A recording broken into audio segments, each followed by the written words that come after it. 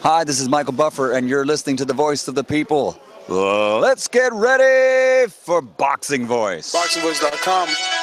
What broke him down? Was it just a body punching? I was hitting him with body punching. I heard him actually he was crying in there.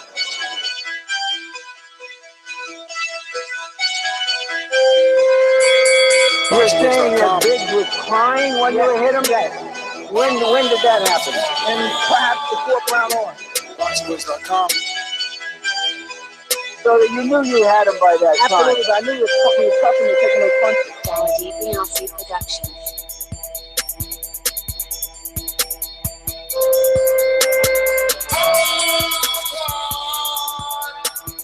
Making women gestures like, oh. Let's go, champ. It's the champ, ladies and gentlemen. Hashtag TBV podcast. We are back with another edition of the Boxing Voice Radio. Same day, that is. Let me head on out over to the Golden State to none other than everyone's favorite hipster. Gennady Golovkin production. This is a beautiful performance against a very tough guy in Michael Johnson. How do you feel about it? Fuck that. Conor McGregor. BoxingVoice.com. You know me, Larry. From a wicked entrance, from a flip over the rock into a knockout. When the main thing is, I just hope the guy. I wish. BoxingVoice.com. What up? Yes, we have the Triple G, Canelo, Billy Joe Saunders, triangle, love triangle. The saga continues. What to make of this? You know, there's so many ways to look at this fight or these matchups and what's going to happen next for Triple G. You know, how does Canelo play into it? How does Chavez Jr. play into it? Because that's a factor that we don't really talk about that much, but he is in there.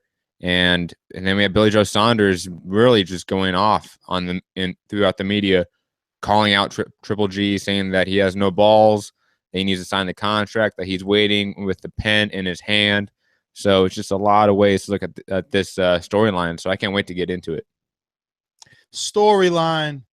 Similar to a word I want to use to start this off, and I'm going to ask you the first question, which is timeline. Where do we even begin to, I guess, start to explain to our listeners where we are, how we got here, and possibly where we're going to go with the saga that is Canelo, Triple G, Billy Joe Saunders, and even Julio Cesar Chavez, because his fight can possibly upset everything. Yeah. And, you know, he's come out and said that if he beats Canelo, he wants Triple G next. You know, does that play a factor? I don't know. There's a lot of things going into it. Obviously, I think whoever Triple G fights next is going to be decided relatively soon and well before Canelo's fight. That's just my opinion. And, you know, where to start? I think that obviously at the beginning we have Triple G getting an alleged 170,000 pay-per-view buys against Daniel Jacobs. Billy Joe Saunders was calling him out before that fight and now after, saying that he wants to have the fight in Kazakhstan. There's rumored financial backers there that are putting up a lot of money for this fight. They have a big sort of festival or something going on there. So there's some sort of nationalism that's at play. And obviously Triple G being from Kazakhstan plays a factor in there. So that's a potential element. And then we have Oscar De La Hoya now coming out post Daniel Jacobs fight, post that pay-per-view, and saying, what does Triple G really have at the negotiation table? The offers may be changing now. Well, it's a little more than what does Triple G have. It's more about if Triple G takes this alleged Billy Joe Saunders fight. And really, that's why people think, like Saunders himself publicly came out, and he thinks that this fight isn't signed, sealed, and delivered because Team Triple G is a little bit afraid of the words of Oscar De La Hoya. And Oscar said if Triple G takes that Billy Joe Saunders fight, it could jeopardize the Canelo versus Gennady Golovkin in September, because he said anything could happen. He could get a cut. He could hurt his hand. But again, this is why I say timeline. I say we need to put ourselves back in the DeLorean, go back to where this all started, and just try. Go back that far? I mean, How else could How far back are we going? You said at the beginning. So what are we talking about? Like Canelo Cotto? Are we going that far back? I think we need to go to Canelo Cotto. That was a perfect. I'm going to tell you why. I'm going to say he beats Cotto and he gets the belt. And that's really where it all starts, right? Because that's what ties Triple G to this. He was the mandatory. You know, outside of him calling Canelo out, this is why most fans are upset with Canelo Alvarez, because once he beat Miguel Cotto, he vacated that WBC title not to face Gennady Golovkin. So I think, yeah, we do have to start there. You know, Golovkin then was elevated, became the WBC champion, and Canelo opted to go for the WBO versus Liam Smith. But this is the reason that we need to go back, because the timeline establishes that there's still only one true A side, and that's Canelo. Because even after dropping the belt at a point where he should have been taking shame and people probably would have wanted to see less of him, he still did around 300,000, you know, versus Liam Smith in a pay-per-view fight with a guy from the United Kingdom that no one ever heard of, you know? So Golovkin, on the other hand, during that time, correct me if I'm wrong, he went on to have his pay-per-view of his own with David Lemieux that did anywhere from 97 to 150, pick your poison. Billy Joe Saunders went on to do absolutely nothing. Somewhere in between there, you know, he struggled badly with Wolverine, Akakov, whatever, Shakakov, something like that. No, Akakov. Artur Akakov. Artur Akakov, a.k.a. Wolverine, made him look bad a couple of months ago in December. He hasn't even been in the ring. And the only reason he's part of this love triangle is because he holds that WBO trinket. So at the very least, I will respect him as a champion, because he did beat Eubanks and he did, you know, defeat Andy Lee. He, when I guess is active, he's a good fighter. And based off the Jacobs fight with Gennady, I'm sure people are giving him maybe a little bit more of a shot this time around, but he still is always going to be this guy. Golovkin will destroy me and you on the same night. So for him to be saying that he's calling out Golovkin, or you to be repeating anything that he's saying before or after the Jacobs fight, really doesn't make any sense. But I'll be honest, we reported on this whole Kazakhstan fight with Billy Joe Saunders months before, when the promoter was even denying it. We told you this would happen. So we have to fast forward. Billy Joe obviously wants to, you know, yell, scream, and pout because stop it, Billy Joe. Because, you know, he's like, well, look, I've been out of the ring almost now going on a year. I want to get this fight in. Is he trying to make me, you know, completely rusty? What is going on? I mean, we had an agreement before the Jacobs fight. The Jacobs fight is over now. Why isn't this set in stone? But again, the timeline. Canelo establishing the A side. This is now a second pay-per-view for Golovkin, and it's now saying 170,000, 150,000. Pick your poison. So Canelo, with his last, you know, Liam Smith and Miguel Cotto, establishes the A side. Now he's got this fight already in the bag, Cinco de Mayo, with Julio Cesar Chavez Jr., son of a legend. You know, Julio Cesar Chavez Sr. will be in the corner. Nacho Beristain will be in the corner. Angel Heredia, Saul Canelo Alvarez, Chepo, Oscar De La Hoya. I mean, the names, Bernard Hopkins, that place is going to be lit. This thing is going to sell, Matt. What's your guesstimation of pay-per-view buys? This is not a debate. Quick number for this weird thing that hardcores are calling a circus, but at the end of the day is going to be a negotiation tactic for Canelo when it's all said and done.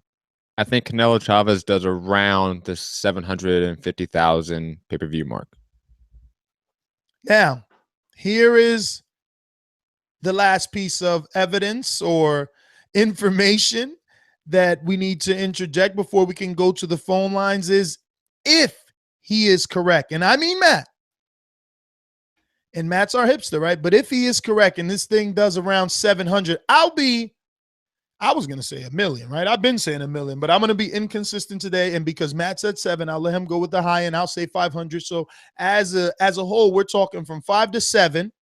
If this does that, then enter David Lemieux versus Canelo Alvarez, because they will just use the excuse that Golovkin chose to disobey, go to Kazakhstan and have that fight with Billy Joe Saunders, which he is entitled to. I mean, it's a unification to be undisputed of the division, which also gives him then another little negotiation, leverage. Plus, it's alleged that he's going to be receiving $10 million, which then again increases his pay. And it's like, look, I'm getting this now. I'm doing this now. I did this many in my hometown. This was an international pay-per-view. So he's also trying to build his, I guess, case. But if you're right and they do 700, I mean, enter Lemieux. And really the saga just not only continues, but probably is over, because Lemieux is a game fighter for Canelo to be dealing with. The only thing I have against that theory of what could be happening next is that I do believe that Triple G wants the Canelo fight more than anything right now. I think the idea that Billy Joe Saunders means more to him, I think, is a little bit ridiculous. I know he wants all the belts. I know he has said that, but the concept of I may lose the Canelo fight, I think is going to finally hit him, and he's going to negotiate a contract with him before the Chavez fight. I really do believe that at this point. I don't think Triple G is going to risk losing another year out from the Canelo fight. He can't do that. He's going to be 35, or he is 35 at this point. Why? How much money does the Canelo fight mean? Because if he's going to make 10 in Kazakhstan, it's not even about the money at this point. What is it about? That fight is the biggest status fight for him. If he beats Canelo, that proves everything for him. Yeah, but can't he just continue? That's an automatic Hall of Fame win right there. Right, but Matt, and I want to open up these phone lines. We're going to make this quick. Everyone's getting a minute, so prepare yourself mentally for that. Matt, can't he just continue? Like Danny Garcia said, I don't want Mayweather. Same thing that Thurman is saying. They're building their own legacy. You're telling me that Triple G can't stay at 160 and beat guys like Jamal Charlo. Well, I'm not saying that those names don't matter. When those guys eventually move up, why can't he be there like a bat catcher, catching all of them and knocking them out and going down as the middleweight with the most title defenses in history, the only middleweight to be undisputed for 30 years? I mean, come on, bro. We're not talking about a year from now. We're talking about what's the next thing. What's his next fight? That's all we're talking about. We're not talking about him fighting Charlo in a year. We're not talking about that. Matt, listen to me. If he fights in June and becomes undisputed, he's his own little franchise. Come on. He's his own little franchise. He could take any fighter back to Kazakhstan and do another 10 million if he – come on, why not? Why not? He can't take Terriano over there. He can't take fucking another Martin Murray type of Eubank. He can't take Eubank over there for a fucking undisputed unification. Come on, bro. He's his own. Canelo fight means more, man. What means more? The Canelo fight means more in almost every aspect. It does, but listen, this is chess, not checkers. If Gennady goes to Kazakhstan and becomes undisputed, guess what? He's doing something in the division, while Canelo Alvarez, according to hardcore fans and even Mexican casuals, bro, he's playing games. This right here, this fight, they're allowing it because they're looking at it like, yo, this is pride, this is heritage, this is for the greatest Mexican, this is all that, okay? But after this, you think they're going to let him play around at 164.5? No. You think they're going to forget that he said we don't fuck around? No. Listen, this is boxing and this is a business, and sometimes these super fights happen. I'm not calling this a super fight in terms of quality. I'm calling it a super fight in terms of what it is. It's being built up like that. I mean, this is multiple city press tour, a lot of things moving in this big fight with Canelo and Chavez. So listen, we're going to open up these phone lines. We're going to get your thoughts. Remember, prepare yourself mentally. 1 minute spontaneous show. Gotta go. These calls are brought to you by El Camino Electrical Services, experts in electric vehicle charging stations. For consultations and turnkey installation, visit us at elcaminoelectricalservices.com. We're going to take it out to the Bay. Back to Larry. Larry, talk to us.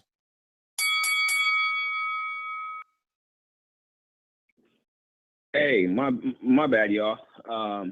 I'm trying to figure out what we're debating. What is it? Who should fight next, or what's the topic? Well, really, just the saga in general, Larry. I mean, what do either men do, right? I mean, does everyone just sit around and wait for Canelo, the prince of the division? Because that's what it seems is happening, right? Gennady Golovkin allegedly had a negotiation going on with Billy Joe Saunders. Remember, before anybody was saying it, we were saying this fight was going to happen in June. Then Billy Joe came out. We did another show with his own audio talking on Box Nation and Live Film London, saying he had something big going on, and it was big, and it's the biggest guy in the division. Well, there it is. This is the biggest guy. He said after the fight that this should, he didn't want anyone to lose their pen, that they had already agreed to all the negotiations. Frank Warren was happy. He was happy. Everyone was happy. He was going to Kazakhstan. He was going to fight in Golovkin's backyard. He was happy with the money. He was going. He wanted to fight. He just doesn't want to be toyed around and have his camp shortened. But now all of a sudden there is no pen. The contract's not signed, but that's because Oscar De La Hoya said, hey, if Gennady takes that fight in June with Saunders, well, then he's jeopardizing his chances with Canelo in September, because we're not going to risk our franchise guy to be, end up missing September, that September date, because if your guy gets hurt, now we don't have a fight. So we can't invest in a promotion with a guy that may or may not be hurt. So it's better for him not to take that fight. So now all of a sudden, Billy Joe is crying like, hey, let's get this fight. Like, I mean, you wanted to fight me. Now he's coming out the woodwork with all type of things, speaking on the behalf of Golovkin. But I mean, Loeffler and Golovkin have to play chess. They have to wait it out. Do you really call Oscar's bluff and then fight Billy Joe and become undisputed and risk, September going to David Lemieux and Lemieux knocking Canelo out and you not getting that glory? I don't know, Larry. You let me chop up all your time, so you tell me. No, I hear that. Yeah, I think Triple G would be kind of a punk if he let Oscar and them punk him like that, saying, hey, you ain't fighting in June if you want this Canelo fight in September. But that is kind of, Tony Soprano-ish of Oscar to run that. So it'll be interesting to see what the effect is. I do think, though, that Triple G, no way he's going to punk out and not take that big fight in Kazakhstan to become undisputed. But very interesting storyline, and curious to see how it plays out, though. But again, as always, I appreciate it. I'm out. All right, Larry. Blind Man Brad, you've gotten now a bunch of different opinions on this and a couple of different synopses, right? So what do you think about this Canelo, Triple G, and Saunders saga? Okay, I think that Canelo took Chavez basically to either put off Triple G or to do what he should have went to Saunders, in my opinion. That's something that's not been spoken of, but maybe it's just my opinion. But I think that Canelo should have took to Saunders and then made this fight something even bigger that made him look a lot better. And that would eliminate that whole diva look on his end, but he maintains that, so let Triple G go and be the man, fight Saunders, and then show him what it is in September. That's my call. All right, Brad. Remember, ladies and gentlemen, you got a minute. Let's keep it to a minute or under. Got a lot of people waiting. I mean, hold on one second. And remember that Canelo was made the mandatory to Billy Joe Saunders at one point in time. So like they were angling for that at some point. No, they were going for that, but that's what you guys don't get. Money fight of Chavez. No, they didn't take the money fight. See. No, what do you mean they didn't take the money fight? All right, listen, right? in your opinion and Brad's opinion, Dan, we're slowing down the show, but in your opinion and Brad's opinion, he goes for the WBO. He has a trinket, blah, blah, blah, blah. It's more negotiation power, but so is pay-per-view numbers, you know? And what's going to do bigger numbers, Canelo versus Billy Joe or Canelo versus Chavez? So he went for the money fight. He didn't go for the money fight. He went for the leverage. Leverage is what you need in this from the money fight, yes. I mean, you know, potatoes, tomatoes. 908, you're up. Yo, I mean, in Jersey, talk to me. Triple G need to fight whoever he gonna fight, because waiting around for Canelo. First of all, De La Hoya shouldn't be in a position to be making no decisions. He should be in treatment for his issue.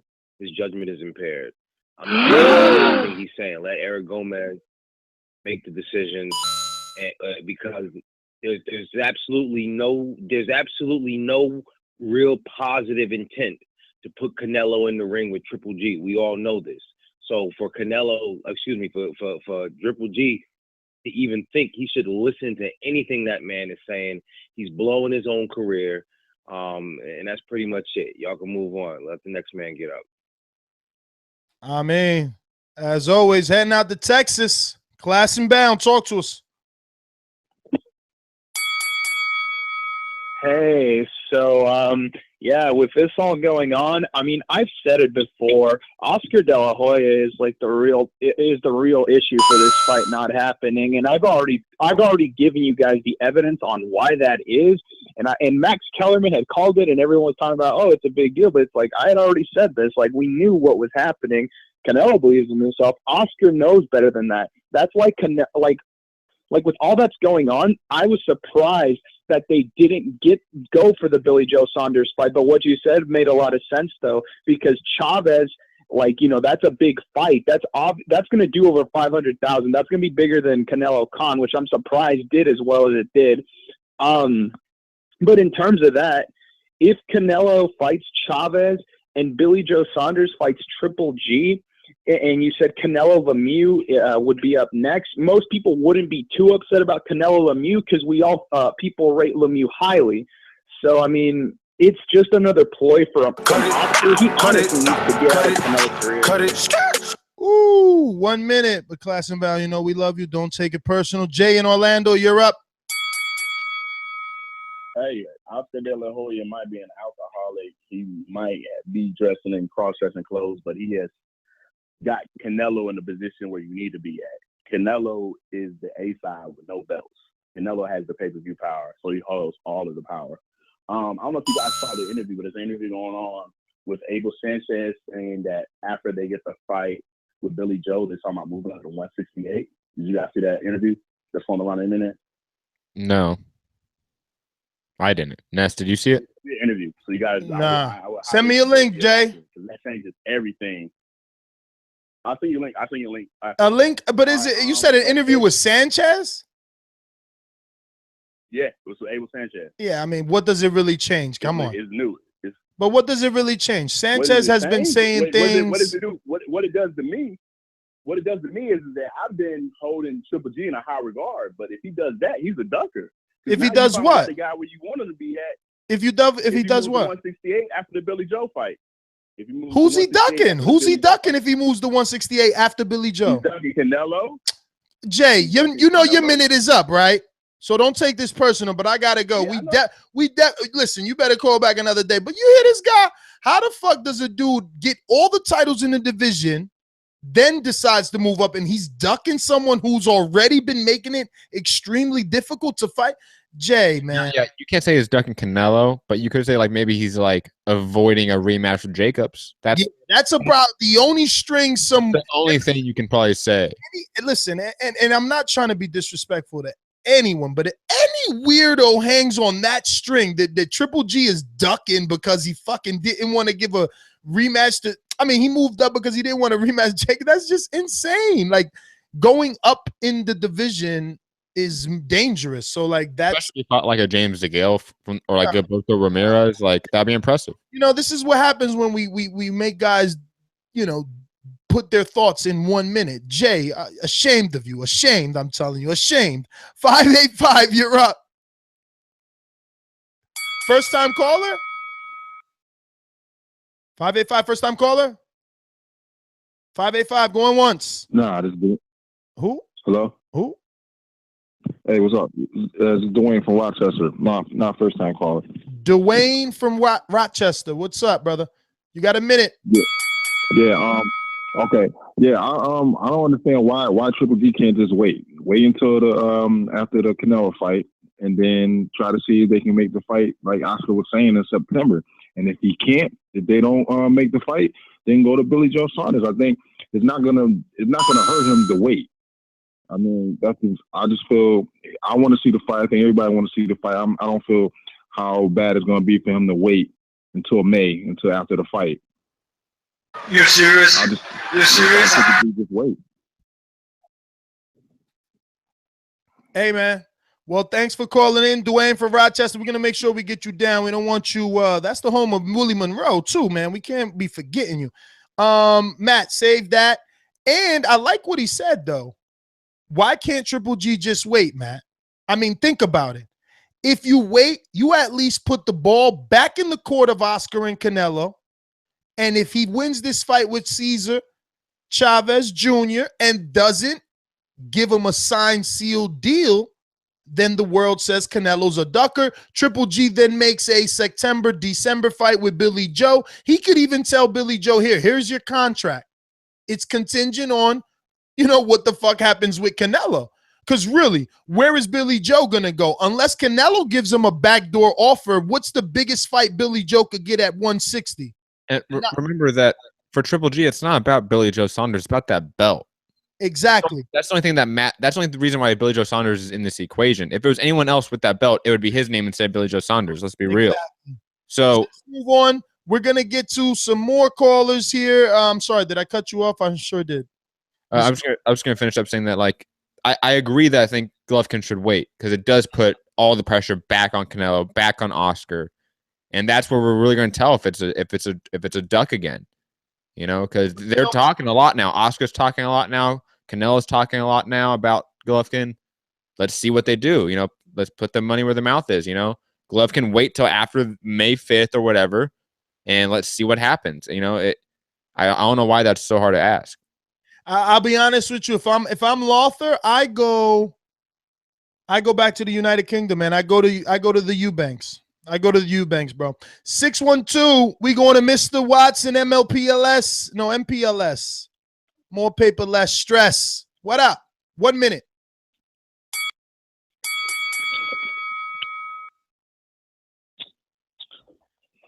What's happening?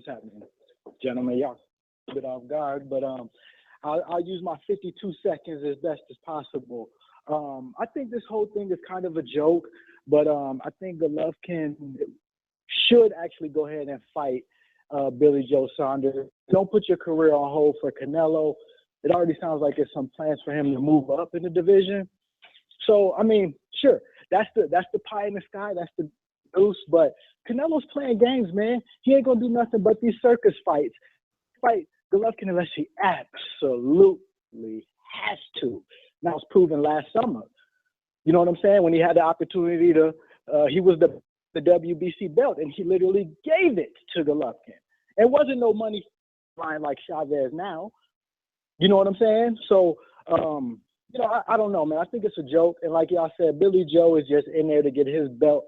So, like anybody legitimate. Cut it. MPLS, do not take it personal. But 1 minute per caller. That's how we doing a spontaneous show. Going out to Pittsburgh. Black stripe.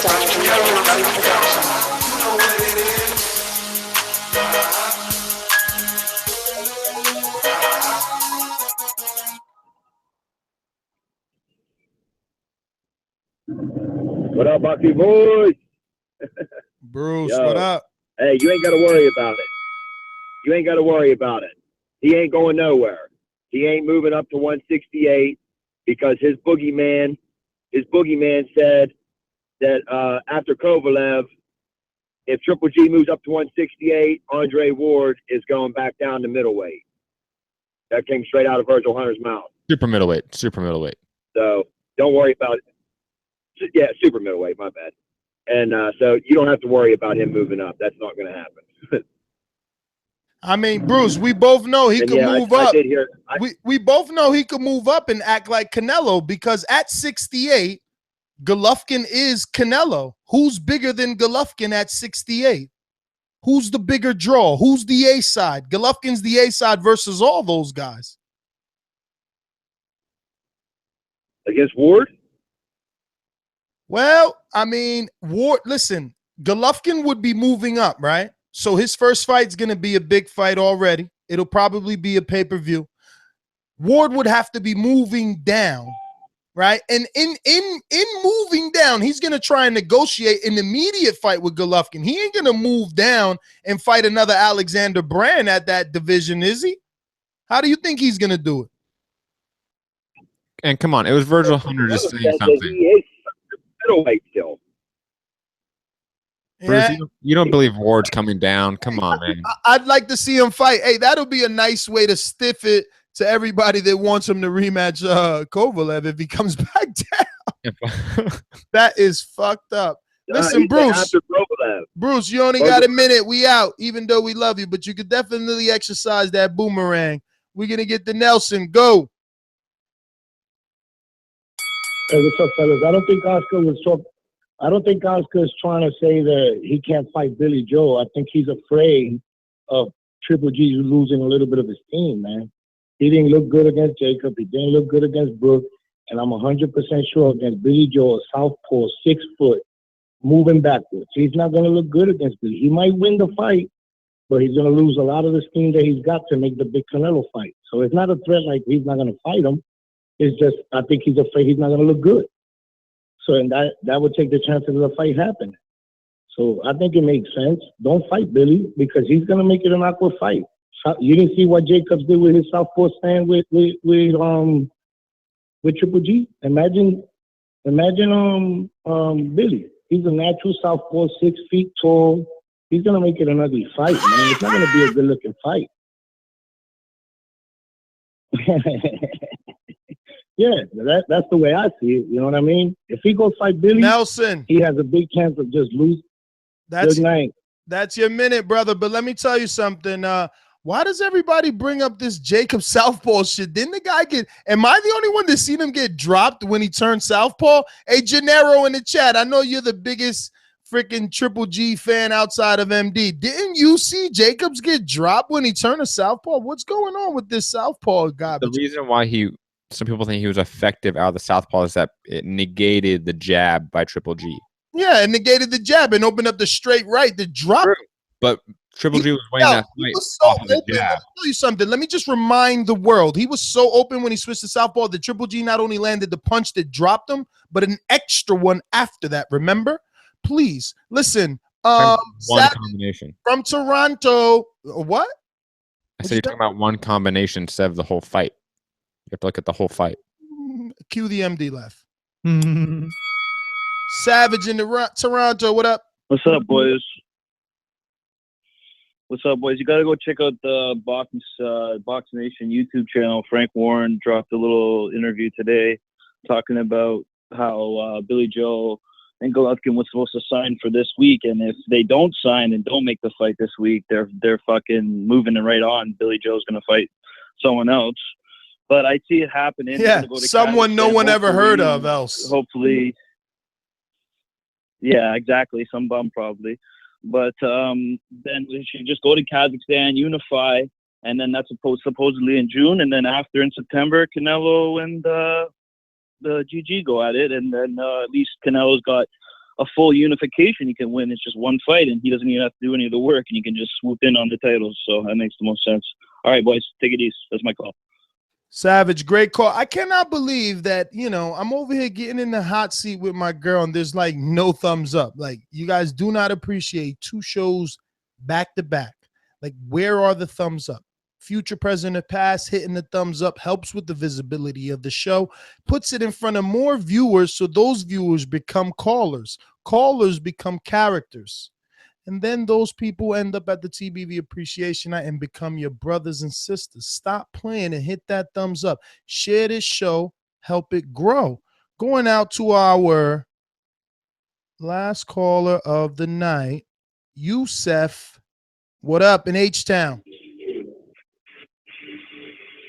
What up? What's going on? You tell us, man. What do you make of this saga? I seen that. Man, look, only thing about it is I think that he should wait. It's like a dude said GG should wait and go ahead on and fight Canelo. But I heard the interview basically from Dante Boxing Nation. He interviewed Andre Ward's trainer, and he did say after Koga left, if your boy go up to 168, Andre Ward will meet him at 168. I've seen that interview. Plus, I've seen the interview with Mayweather throwing shots at him and calling him Triple L. That's crazy. I'll see y'all later, man. Well, all right, Yusef. Thanks for calling in. We're going to go ahead and really quick wrap it up on this. I mean, Matt, are we any closer to a, I guess, theory of where this is, what's going to happen in the future? No, I don't think any of us are. I think it's sort of all up in the air. When you're dealing with an A side of Canelo, who's the biggest A side in the sport right now, that's just the reality. You don't know until it happens, really. We learned that from Mayweather, and Canelo has epitomized that just as much, that it's always till the last minute sort of announcements. Even Chavez was similar to that, in my opinion. So I don't know. I think that we're going to find out very soon what's going to happen, but I still don't know. I think that the likelihood of the likelihood of Oscar being okay with Canelo fighting Triple G this year is unlikely. Does Canelo want the fight? I believe so. Does Triple G want the fight? I believe so. And then you have Billy Joe Saunders with that belt potentially ruining the biggest fight in the sport right now. All right. This is for Monster Piece coming in last second.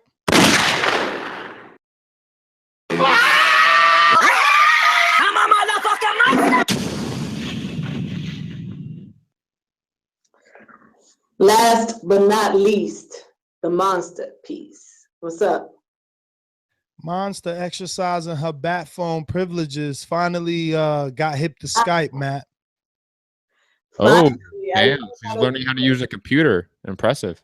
I'm a slow starter, guys. I might as well just, come out and say that straight up. I'm a slow starter. Monster, I'm gonna tell you, I can tell you're a slow starter because I can hear that you're not using any sort of headphones or your phone. You're talking straight into the air, like maybe into your computer. I don't know. Yeah, that's exactly what it is. Is that better? No, you still sound like you're in a hallway. Oh my God, I don't even have it on speaker anymore. I have it like regular. Oh, all right. Does it sound better? No, it does sound better. It does. Oh, okay. Okay, let me get real quick to my point because I know you're in the hot seat, Ness, so I'm going to let you go. I told Lucy 826, and it's not 826. Better. That's right, and I'm with her on that. All right, so I'm going to, be quick. First of all, Canelo and Triple G. Triple G, in my opinion, is a true middleweight at the end of the day. And if Canelo wants to come to the 160-pound division, shouldn't things go in Triple G's favor? That's something that I've been debating for a very long time. But I understand people's argument with Canelo being this pay-per-view draw. But, at the end of the day, don't Triple G have some sort of 50-50 say on what goes on? Monster. Cue the laugh. 50 I'll get the laugh. Draw? It's a stupid question, but no, it doesn't work. Monster. Was Bernard Hopkins the A side against Felix Trinidad? Was Marvin Hagler the A side against Sugar Ray Leonard? Yo, why you hitting her with so many sound bites at once? I know, right? I'm just asking a super question, but that's fine. That's fine. If you're the A side, that's all that matters. Doesn't matter about the weight. Mm-hmm. Doesn't matter by the weight. Okay, well there you have it. Mm-hmm. Doesn't matter by the weight. I personally wanted to bring up real quick. I really don't care about Triple G, nor do I care about Canelo at this point. I do want to see the Crawford and Felix Diaz fight, and I know this is not the right show. Yeah, we out, monster. Like I'm gonna make sure I tell Lucy that you switching topics right now. All right, bye. All righty then. Monster. He's Louise. All right. So outros, right. Everybody don't go away though. We're gonna definitely let you know that the boxingvoice.com/Border Wars is live. Want to shout out Eric Cruz and Santiago, who have already signed up to win their opportunity at flying out with the boxingvoice.com and being part of this sparring session that is going to be taking place in Orlando, Florida. It's the TBV unification bout. We're calling it Border Wars because Canadian Jose is flying all the way from Canada. He's going to be meeting us out in Orlando to take on Orlando's Prince, the Dr. BoxingMD. And then obviously we got Matt. You remember Matt from the first one that made this all possible. He's coming back in what he is dubbing a tune-up versus Little Stevie. But Steven Calderon, a.k.a. Superman Steve, a.k.a. Sugar Steve, says he's no one's tune-up. He's knocking out Matt, and he's going to teach him a lesson. And then we got a little Mexico versus Puerto Rico. Pon la mano arriba. We got Enrique Casual Fan Church taking on Mario Missing Man Munguia. So people said he was deported. I mean, look, he's jacked up. He might have been deported, right? I don't fucking know. But Mario looks like singing that clenbuterol, man, like that tainted meat in Mexico, Mm-hmm. This is going to be taking place June 6th through the 9th at Eric's and Lubin's Gym in Orlando, Florida. I want to see guys like Pittsburgh Brew go ahead and put that measly $50 for a chance of winning an all-inclusive trip with the boys, hanging out. I mean, every night. Could you imagine every night? Look, I'm an Applebee's type of guy because I like those Asian wings. But obviously, we can let somebody else pick. I mean, where did we go the last time we were out together? Applebee's. We went to Tijuana Flats, Applebee's, and some other places we really shouldn't be talking about. Yeah, but the point is, in those places, boxing is always talked about, right? I mean, unless your hipster slides in a little bit of stuff like that, MMA. There we go. 3 letters. So look, this is a little something we're doing. Hopefully you guys want to be a part of this and it goes down. It's going to be definitely a Patreon-only event. So 2 lucky guys get to fly out. You get to meet Lubin. You get to take the pictures. You get to be in the corner of either Enrique or Mario, or you be in the corner of Jose. Remember, Jose's bringing all these titles. These belts are real. These are on the line. And so is MD's pride and his ego, right? He's not going to want to lose to a Canadian. Speaking of pride, I mean, you got Matt. He talked a lot of schmack without knowing what Superman Steve, aka Sugar Steve, could bring. So listen, last thing you want to do is not be a part of this because it's gonna be big, and you don't want to miss out. For real, you don't. And it costs you absolutely nothing, right? Look at this little thing I made here. Boom. To be part of the TBV thing. Oh, too big, huh? So that don't work. Too small. Yeah, too small. Well, no. They can see it. You enjoy the podcast, well then treat us to a cup of coffee. That's all it it costs to be a member on the Patreon family. And on top of that, you get a bunch of exclusive content. I mean, guys are going to be calling in pretty soon because those rewards have landed. I know Eric Cruz already hit me up, said he got his. Bunch of people, man. KVT sent them a couple of gloves.